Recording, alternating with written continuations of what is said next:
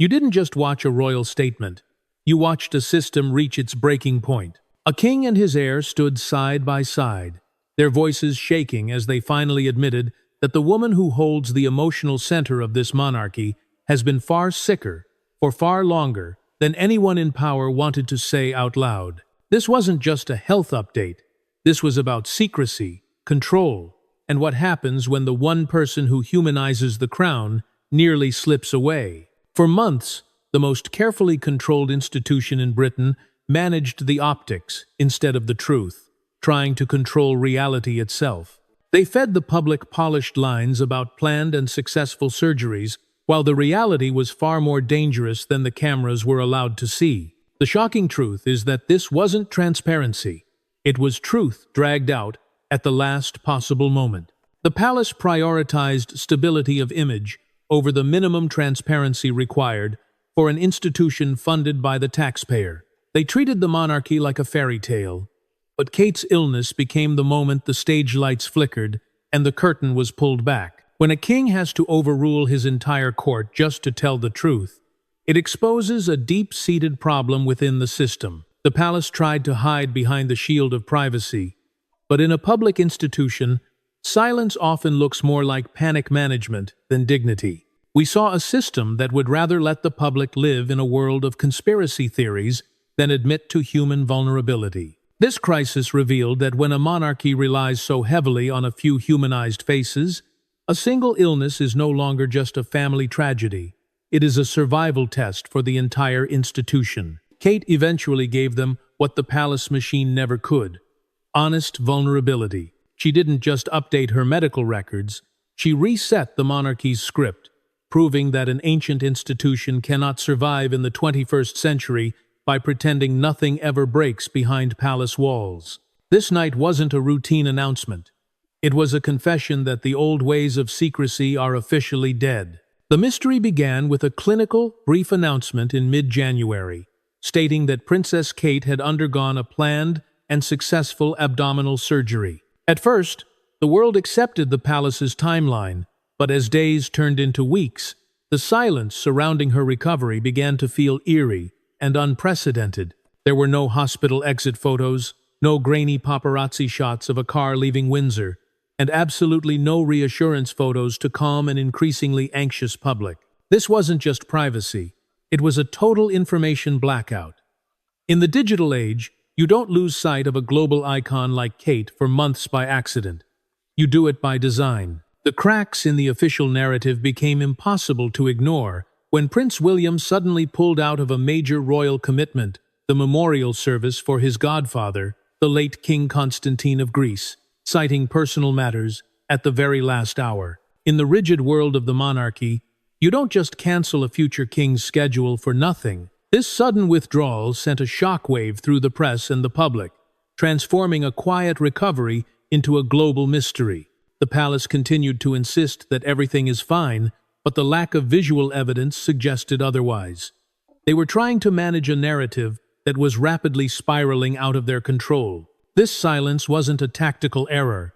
It was a deliberate institutional strategy to control reality itself.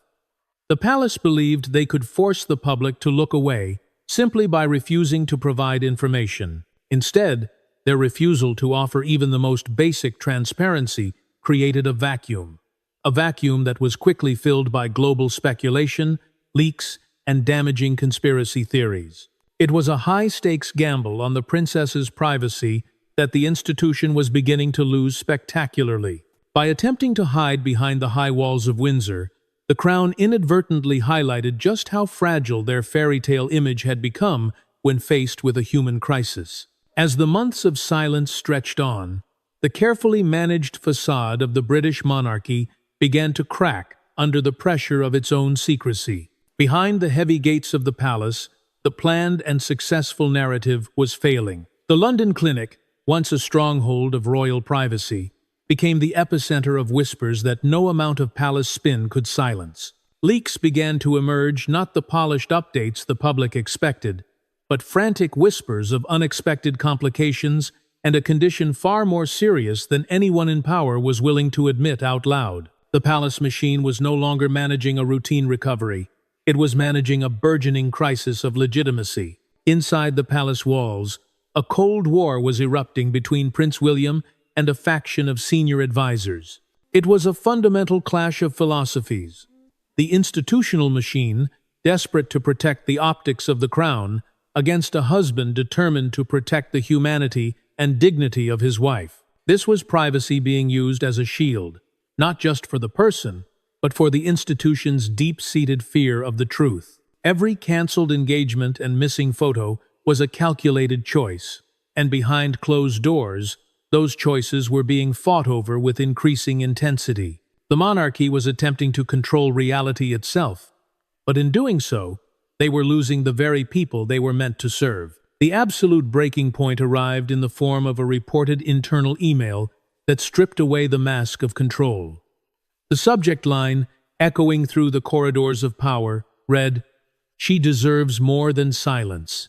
It was the moment the "we've got this under control" narrative officially fell apart. This single sentence exposed a system more afraid of truth than of scandal. By prioritizing dignity and privacy to avoid uncomfortable questions like who knew what and when, the palace had inadvertently created a vacuum of trust. This was a system reaching its breaking point, where the fairy tale image collided with raw human vulnerability. The palace didn't just manage feelings, it managed perception, and that is exactly where the crisis began. They tried to keep the curtains closed, but the "she deserves more than silence" moment was when the backstage was finally exposed. The monarchy was forced to face a haunting question: can an ancient institution adapt to human vulnerability, or will it break under the weight of its own secrets? This wasn't just about a medical chart. It was about who gets to own the story, and the cost paid by actual human beings behind the crown. The world often views King Charles as a man of rigid ritual, a figure who has spent over 70 years operating within the heavy, grinding gears of the palace machine. However, there are rare moments when even the oldest and most stubborn protocols must give way to the grim reality of human suffering. This was the moment the mask of the monarchy was officially dropped. Following a private and deeply emotional visit to Kate's bedside, something fundamental within the king shifted. He no longer saw a brand that needed protecting or a set of optics to manage. He saw a daughter-in-law, a mother, and a woman in the fight of her life. Upon his return, Charles took an unprecedented step. He effectively overrode his circle of advisors and declared, "No more hiding." This was a direct defiance of the optics-first mentality that has dominated royal communications for decades. Charles understood that the prolonged silence was no longer acting as a shield for Kate. Instead, it was becoming a weapon that fueled global rumors and threatened the very stability of the institution. The significance of this act cannot be overstated. When a man who has lived by protocol for his entire life says enough, it means the situation has reached a critical breaking point. He realized that a house with cracked walls cannot be fixed by simply hanging more beautiful paintings. Eventually, you have to stop and look directly at the cracks. The king's decision was a moment of honest vulnerability that the palace machine never could have produced on its own. By choosing truth over the fear of bad headlines, he signaled a shift from a fairy tale monarchy to one that is forced to admit it can bleed. He understood that if the monarchy is to survive in a world that watched Kate suffer in real time, it can no longer go back to pretending that nothing ever breaks behind palace walls. This wasn't just a matter of transparency. It was a survival test for the entire institution. The gears of the ancient clock were worn and grinding to a halt, and Charles finally stopped the clock to fix them before they shattered completely. He chose the human over the symbol, and in doing so, he prepared the stage for a new, more honest era of the crown. The silence was finally shattered, not by a clinical palace memo or a gold-embossed press release, but by 94 seconds that redefined the relationship between the crown and its people. Sitting on a simple garden bench, sitting in the open air, Princess Kate gave the world what the royal machine never could: honest, fragile vulnerability. This wasn't just a confession. It was a total breakdown of the palace's traditional communication strategy. For months, the system had hidden behind high walls and vague updates, but in this moment, the mask was dropped completely.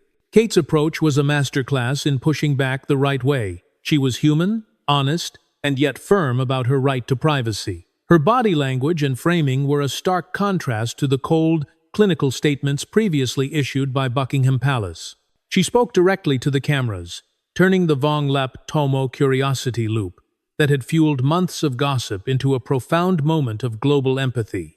By saying the word cancer out loud, she reclaimed the narrative from the whispers, the leaks, and the palace spin. This video was a turning point for the monarchy. It exposed the truth, dragged out at the last possible moment by an institution that had prioritized image over honesty. Like a historic house with hidden cracks, the palace tried to hang more beautiful pictures to cover the damage. But Kate's video was the moment the stage curtain was pulled back to reveal the reality behind the facade. She didn't just update her medical status, she rewrote the royal script entirely, forcing the most carefully controlled institution in Britain to admit it is made of mortal, bleeding human beings. The palace didn't manage this moment, Kate did. She took a system reaching its breaking point and gave it a heartbeat again. But the cost of this honesty was high. It proved that the monarchy can no longer survive on fairy tales and secrecy alone. If the crown is to exist in the 21st century, it must learn from these 94 seconds. Honesty is the only shield that actually works in an age of skepticism. She chose to be a person first and a princess second, and in doing so, she became the monarchy's only hope for a future reset. The announcement that Princess Kate was finally in remission brought a collective sigh of relief to a world that had been holding its breath for months. But behind the smiles and the celebratory headlines, a much more sober and complex reality was taking root within the palace walls. In the clinical world, remission is not synonymous with a cure. It is a delicate stasis, a pause in a battle that has no definitive end date. For an institution like the British monarchy, which relies entirely on the perception of permanence, stability, and unwavering strength, this news was a double-edged sword. It meant that the crown now has to operate within an era of profound uncertainty, where its most vital and beloved figure might have to step away to survive at any given moment. This is the fragile future of the monarchy. The haunting question of what if it comes back now hangs over every royal engagement, every international tour, and every long-term strategic decision made by the firm. The monarchy has been forced to admit, perhaps for the first time in modern history, that it is mortal and susceptible to the same frailties as the people it serves. They can no longer afford to treat the health of senior royals as optional background noise or a secondary concern that can be hidden behind the high walls of Windsor. Like an ancient, historic house with deep, hidden cracks in its foundation, the palace has learned that you cannot fix structural damage by simply hanging more beautiful paintings. You have to look directly at the cracks. The Kate crisis served as a brutal test case, proving that the institution's survival is now inextricably linked to its ability to handle human vulnerability. The palace machine, which for centuries prioritized optics and perception above all else, was finally forced to accept a new protocol: the power of honest vulnerability. Kate gave the crown something the rigid institutional machine never could: a human heart that people could actually connect with. But that heart is now known to be fragile.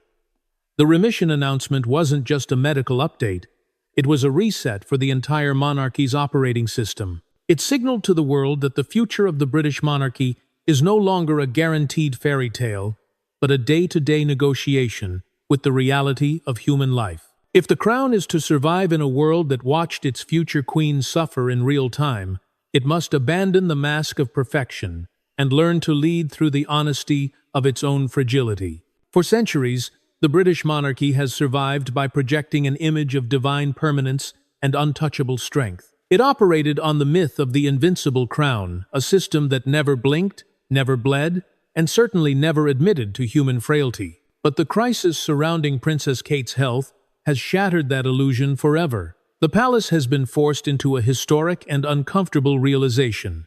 They are no longer an immortal institution, but a mortal one. This wasn't just a medical update. It was a profound admission of mortality that has sent shockwaves through the very foundations of the constitutional monarchy. The palace machine is now scrambling to implement entirely new protocols and contingency plans that were once unthinkable. These aren't just logistical adjustments. They are a fundamental rewrite of how the crown operates when its central figures are incapacitated. We are seeing the birth of a new reality, where senior royals must have clear plans to step away to survive without the entire institution collapsing into a vacuum of silence and conspiracy. The old stiff upper lip and the never complain, never explain mantra prove to be a liability in the face of a modern health crisis. Like a great clock in a castle, the gears inside the monarchy have been worn down by time and secrecy. If they are not stopped and repaired, the entire mechanism will fail exactly when the people need it most. This transformation from invulnerable to human carries heavy political and constitutional consequences. When a system that depends on symbolic perfection admits it can break, it changes the way millions of people perceive power and leadership. The Kate crisis served as a brutal test case, forcing the monarchy to ask if it can adapt to human vulnerability, or if it will break under the weight of its own ancient rules. This is no longer a harmless fairy tale. It is a real-time negotiation with survival. By admitting that the future queen is mortal, the crown has inadvertently invited the public to see the cracks in the walls, cracks that cannot be covered up by hanging more beautiful paintings or issuing polished press releases. The institution has reached a breaking point where the human cost of the crown can no longer be ignored. Princess Kate's legacy is no longer defined by the polished, silent poise of a future queen, but by a radical and necessary infusion of humanity into a centuries-old institution. While the palace machine spent months attempting to maintain a fairy tale facade through silence and secrecy, Kate used her 94-second confession to effectively burn that old royal script to the ground. She gave the British monarchy what its cold, institutional gears never could: a sense of honest, fragile vulnerability. This moment wasn't a failure of royal protocol. It was the ultimate pushback against a system that has long prioritized optics and perception over the actual well-being of the people it claims to represent. Her legacy is now visible in her profound shift toward deeper, more personal advocacy, specifically in her work regarding mental health and early childhood development. These are no longer just routine, glossy charity projects for the cameras. They are now reflections of a survivor who understands that health is not optional background noise in the life of a public figure, but the very foundation of existence. By sharing the intimate details of her journey, from the emotional letters written to her children to the brave admission of her own fear and struggle, she transformed her private pain into a universal model of empathy that the royal institution has historically lacked. She has proven to the world that a leader's true strength is not found in an ancient title or a crown, but in the courage to be honest when they are at their most broken. For the monarchy as a whole, Kate's legacy is a forced and perhaps final confrontation with its own rigid, secretive nature. The palace has functioned for far too long like an ancient, historic house with deep, growing cracks in its walls, where the only standard response from advisors was to hang more beautiful, distracting paintings to hide the structural damage. Kate chose to stop the theater, to step off the stage, and to look directly at the cracks. She demonstrated with quiet power that an ancient institution can only hope to survive the scrutiny of the modern age if it can learn to adapt to human vulnerability rather than fearing it. She didn't just update her medical status, she fundamentally rewrote the rules for how the crown interacts with the millions of lives it governs in the 21st century. The monarchy now has a heartbeat again, but it is one that was earned through the fire of a relentless crisis. Her legacy is the realization that the crown is not just a harmless fairy tale. It is a test case for whether power can truly coexist with humanity. This crisis was never just about a royal health update.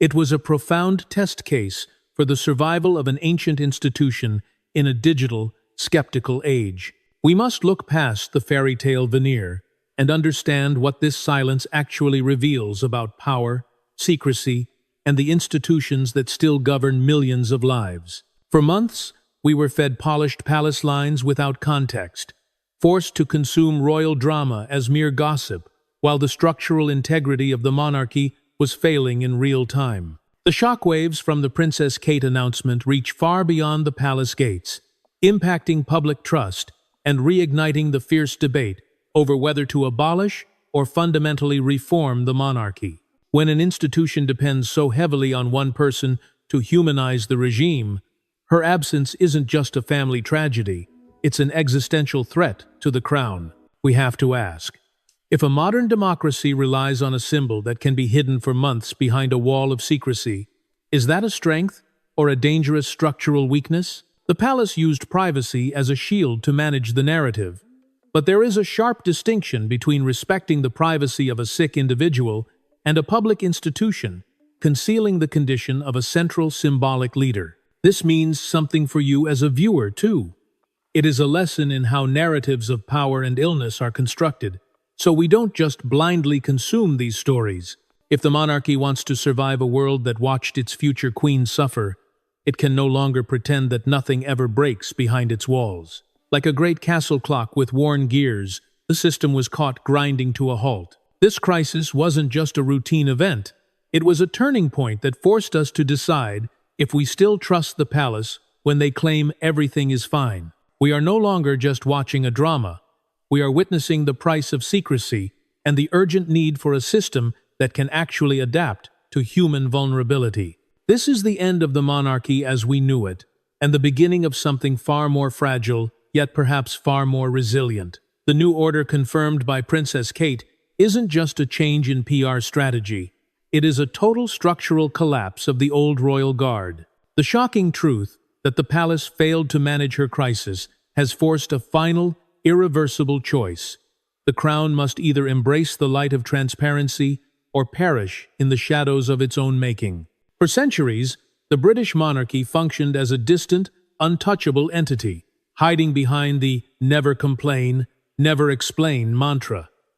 But Kate's 94-second confession burned that bridge. The new protocol is simple but devastating for the old guard. Honesty is no longer optional. It is the price of survival. We have entered an era where the fairy tale is dead. In its place is a raw, human reality where a future queen admits to her mortality and a king overrides his advisors to stop the lies. The palace's failure was thinking they could control the digital age with medieval silence. They learned the hard way that when you withhold the truth, the world will invent its own, and those inventions are often far more damaging than the reality. The new order means that from this point forward, every illness, every absence, and every internal struggle will be met with a demand for the same level of honesty Kate provided. The barrier between the symbol and the person has been permanently breached. So, what does this reveal about the systems that govern our lives? It shows that even the most powerful institutions in the world are terrified of their own vulnerability. But it also proves that humanity is the only currency that still holds value in a skeptical world. The palace tried to protect the institution by hiding the person, but they nearly destroyed both.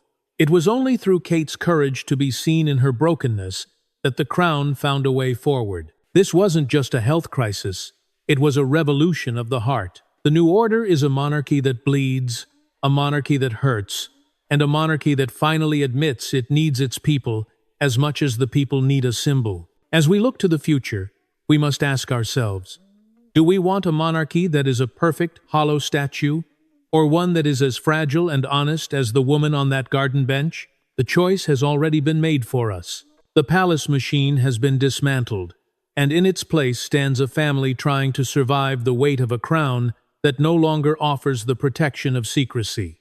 This is the new reality. Secrecy is dead. The mask is gone. And for the first time in history, we are seeing the British monarchy for exactly what it is: human.